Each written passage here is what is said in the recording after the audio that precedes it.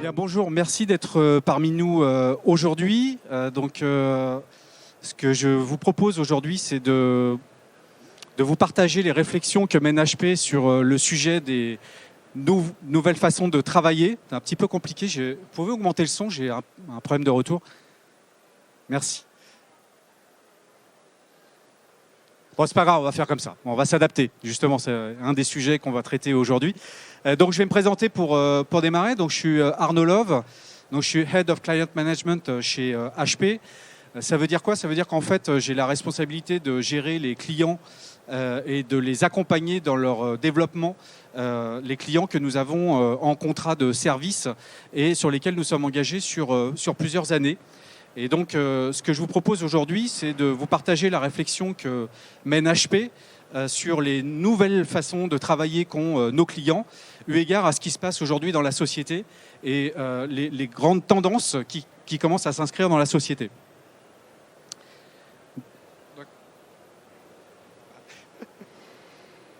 Ça ne marche pas. Et ça fonctionne, donc c'est parfait.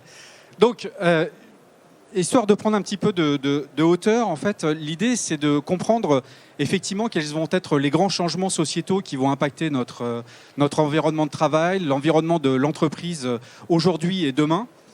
Donc, vous n'êtes pas sans savoir que 94% des millennials confirment l'importance du travail collaboratif. Mais au-delà de ça, avant d'arriver là-dessus, en fait, bon, les millennials, déjà, faut rétablir un petit peu ce que c'est un millennials. C'est un garçon ou une femme qui est né dans les années 2000 et qui aurait aujourd'hui 18 ans. Donc, il va bientôt venir nous rejoindre dans l'entreprise. Et en fait, la réflexion qu'on mène, c'est de savoir qu'est-ce qui va se passer dans les années à venir, dans les 5-10 ans à venir, par rapport au comportement qu'ont ces millennials. Donc, c'est une génération qui possède ses propres codes, qui a ses propres spécificités culturelles, et on ne peut pas ne pas le prendre en considération si on veut s'assurer que ces millennials soient heureux dans l'entreprise demain. Donc, un des éléments, comme je l'évoquais tout à l'heure, c'est qu'ils attendent davantage d'autonomie. Effectivement, aujourd'hui, par rapport aux modèles qu'on a connus dans les années 80, on a dans les années 2000, des modèles d'organisation très verticaux ou parfois matriciels, mais assez peu horizontaux finalement, le millennials va attendre de pouvoir se déployer dans l'entreprise et de pouvoir développer ses compétences à travers plein d'organisations dans l'entreprise. Si on nomme également les problématiques que nous rencontrons aujourd'hui dans l'entreprise, on peut constater qu'en fait, il y a 55% des absences qui sont liées aux conditions de vie au travail, ce qui doit nous interpeller, puisque en fait, la question qu'on doit se poser, c'est de savoir qu'est-ce qu'on fait avec ce chiffre-là, qu'est-ce qu'on met en place pour satisfaire nos utilisateurs aujourd'hui et satisfaire nos utilisateurs demain, qui sont en fait, on va le voir, des consommateurs de services et de ressources IT. Alors quand on sait qu'un salarié heureux a 2 fois plus de chances d'être engagé qu'un salarié qui ne l'est pas, ça nous fait poser des vraies questions. Ce que j'évoque là, c'est le résultat d'une étude Haynes qui a été faite en 2016, je crois, auprès de 3000 salariés dans différentes entreprises en France et en Allemagne. Et donc, on doit s'interroger sur la façon avec laquelle on engage nos salariés. Alors, à titre d'info, ce que je peux vous partager, c'est que chez HP, c'est un sujet qui est important, puisque chaque année, nous faisons une enquête qui est normalisée, qui est également faite dans d'autres grands groupes européens et mondiaux, dans laquelle on va s'attacher à comprendre quel est l'engagement score de nos salariés. Donc, c'est des questions qu'on doit se poser, de savoir comment est-ce qu'on peut mobiliser nos salariés d'aujourd'hui et de demain, s'assurer qu'ils soient pleinement disponibles pour répondre finalement aux challenges qui sont ceux de l'entreprise et ceux également de nos clients, c'est important. Alors, un des facteurs clés de mobilisation dans l'entreprise, c'est la qualité des relations qu'on a avec les autres, mais aussi l'environnement de travail. On verra dans quelle mesure est-ce qu'on est susceptible d'être confronté à ces problématiques-là et comment est-ce qu'on peut y répondre. Donc voilà, pour dresser un petit peu le tableau, ce que je voudrais, par rapport à la fonction que j'occupe aujourd'hui, vraiment pointer, c'est que on note un grand changement aujourd'hui, en fait, de la part de nos clients qui s'attendent à ce qu'on leur apporte des services à valeur ajoutée, qui s'attendent à ce qu'on soit tourné vers eux. Et ça, pour moi, la question qui se pose, c'est que dans l'organisation à laquelle j'appartiens, je dois me poser la question de savoir comment est-ce que je traite les salariés de l'organisation pour qu'ils soient plus tournés vers le client, pour qu'ils aient l'écoute du client et qu'ils comprennent davantage les enjeux du client. Donc finalement, mon premier client, c'est finalement mon employé.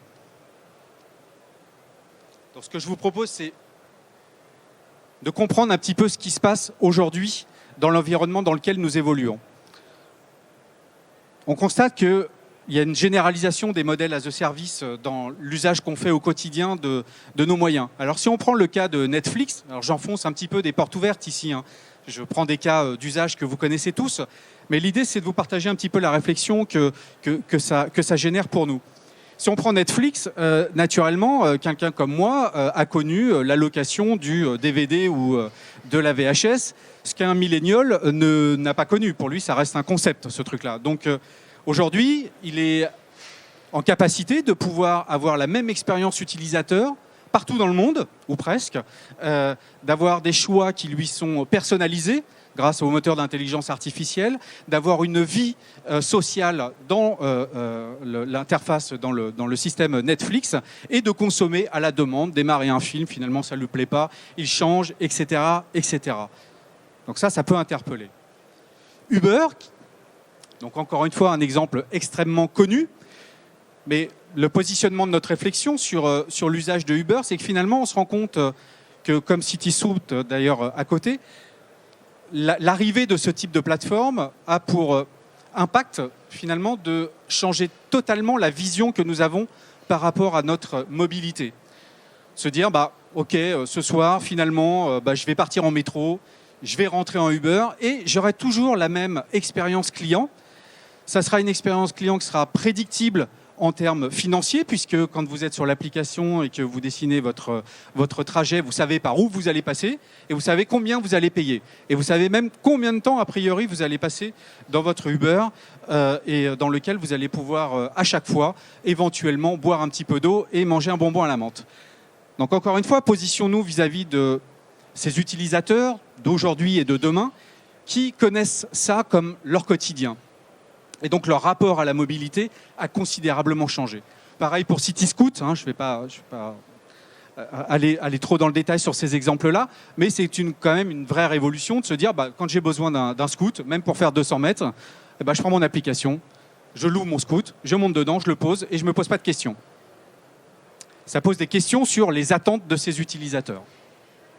Office 365, qui est donc à la lisière de l'environnement privé et de l'environnement professionnel, on a un modèle d'abonnement. Vous pouvez choisir dans l'entreprise ou à titre particulier les fonctionnalités dont vous avez besoin, dont vous n'avez pas besoin, voire le cas échéant, développer votre stockage et puis finalement revenir en arrière, dire finalement je n'en ai pas besoin, développer un Teams si vous en avez besoin dans votre organisation ou pas, etc., etc. Donc ça développe une certaine forme de flexibilité. On a pareil sur la Google Suite, flexibilité pour le salarié, flexibilité pour l'utilisateur, aussi bien dans son environnement personnel que dans son environnement professionnel. Maintenant, si je descends un petit peu plus dans les couches IT que nous connaissons et que nous avons l'habitude d'opérer au quotidien, AWS a été un vrai changement pour les organisations IT en termes de gestion d'infrastructures. À la demande, encore une fois, je suis en capacité d'aller chercher des ressources de stockage, de calcul, etc., etc. Et donc, les ITiens de demain ont été bercés à l'usage de ce type de solution. Et donc, ils ne verront pas, à mon avis, dans 5 ans, dans 10 ans, dans 15 ans, des modèles très rigides, qui manquent de souplesse et sur lesquels on n'aura pas la flexibilité qu'ils connaissent soit dans leur étude, soit dans leur environnement personnel ou dans leur environnement professionnel avec ce type de solution. Enfin, HP. Donc HP est présent sur ce type de solution également. Donc je vais en citer quelques-unes que vous connaissez peut-être ou pas. Sachez par exemple que HP fournit des solutions d'impression à la demande qui nous permettent aujourd'hui, avec un grand partenaire dont le logo est juste là également, de fournir des éditions à la demande. Ce qui veut dire que eh ben, un auteur demain dit bon bah ok, j'ai écrit un bouquin, je l'édite à compte d'auteur, je me mets d'accord avec Amazon et on est en capacité de fournir une impression à la demande de 1, 2, 3, 7, 12, 20 000 exemplaires. De la même manière, ce type de solution permet également d'imprimer des emballages à la demande, personnalisés, avec la photo de chacun d'entre vous si vous le souhaitez, etc., etc.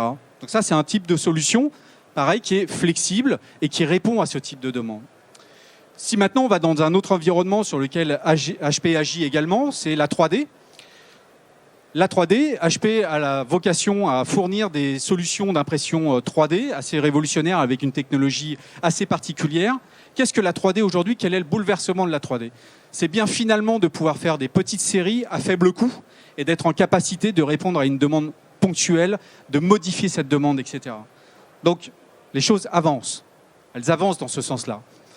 Enfin, à titre sur l'environnement personnel toujours, nous avons la solution HP Instant Ink que vous connaissez peut-être, qui, sans souci, vous branchez votre imprimante et puis en fait, elle gère tout toute seule. Il y a des consommables qui arrivent tout seuls, etc., avec une bonne visibilité sur la partie financière qui est associée à cette consommation. Bref, ce sujet de la relation que nous avons avec nos produits, qui est finalement maintenant une relation que nous avons avec un service en rapport avec un besoin, est une vraie question que nous devons nous poser et elle nous invite à réfléchir à plusieurs challenges par rapport à cette organisation-là que nous pouvons mettre en place dans l'entreprise.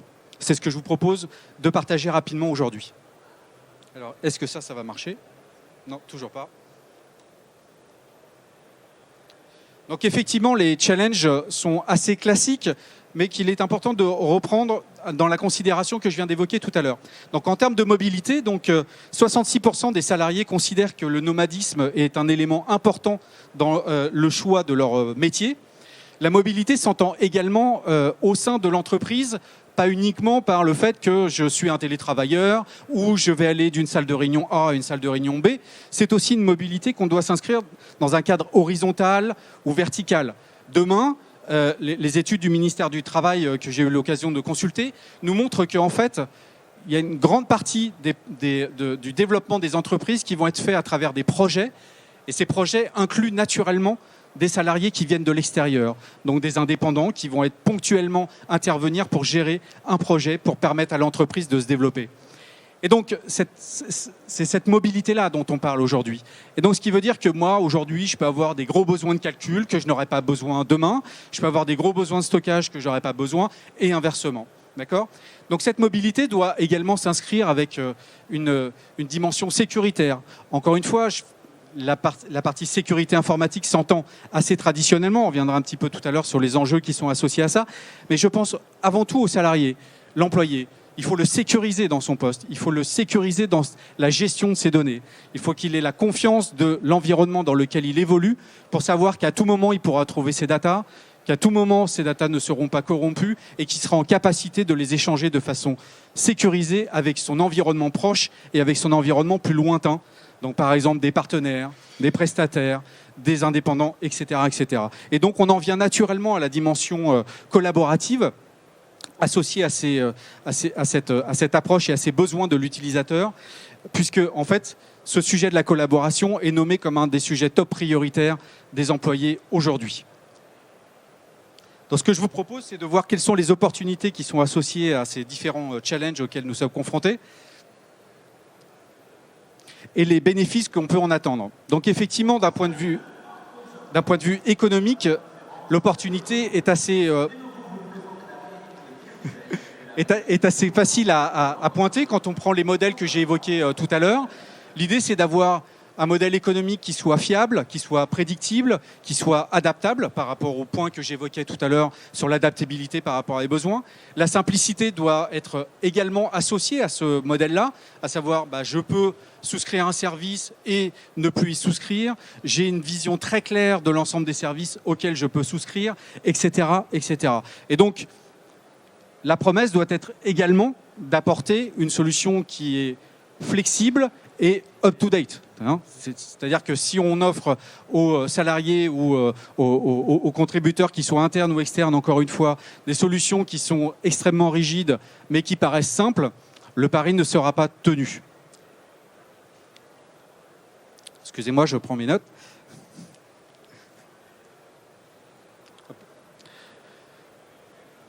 Ces challenges donnent une opportunité pour l'entreprise et pour nos clients, et c'est ce qu'on constate aujourd'hui. Aujourd'hui, on constate que nos clients doivent avoir affaire à une multiplication des devices, multi-OS, donc des Mac, des Android si on parle de téléphonie, etc. etc. Une harmonisation des SLA. Effectivement, moi, en tant qu'utilisateur, je m'attends à avoir une expérience qui soit la même. Rappelons-nous Uber tout à l'heure, quel que soit l'environnement dans lequel j'évolue. Et puis une gouvernance qui est extrêmement complexe, puisqu'il y a des multiplicités d'acteurs, une multiplicité de couches infrastructurelles, etc. qu'il faut gérer. La sécurité. Donc on l'a évoqué tout à l'heure sur la partie personne, mais maintenant si on réfléchit à la dimension de l'entreprise, effectivement, avoir tout un tas de personnes qui ont des attributs différents, qui ont des besoins différents, etc., crée énormément de complexité pour les services IT aujourd'hui. Je pense que vous n'avez pas besoin de moi pour le comprendre et pour l'apprendre.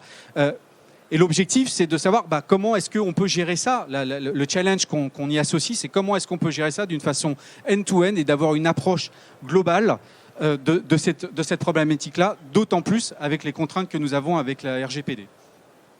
Et enfin, l'adoption. Effectivement, on voit que les choses vont très vite.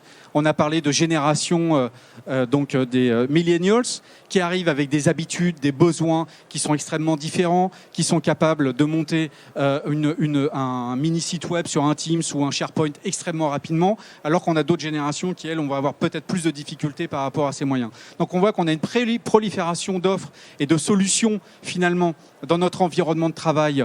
Et celle-ci, il faut la simplifier, il faut la cadrer et il faut la mettre en place de façon structurée avec une conduite du changement qui soit adaptée.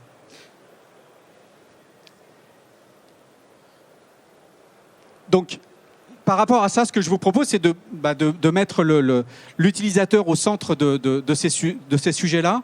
Et donc, notre approche chez HP, c'est de réfléchir par rapport à ces besoins-là, de bâtir des personnalités, de bâtir un environnement de travail qui y soit associé, et ensuite de mettre en place les éléments qu'il lui faut pour pouvoir répondre à ces besoins au quotidien. Cette solution, elle a aussi pour vocation de satisfaire l'ensemble des parties avec l'ensemble des stakeholders sur cette partie-là. Donc on a parlé beaucoup d'IT, mais parlons également de RH, puisque en fait, un des challenges number one qu'on va avoir dans l'entreprise de demain, c'est de capter, de consolider nos talents. D'accord ? Et ce n'est pas quelque chose qui est nouveau.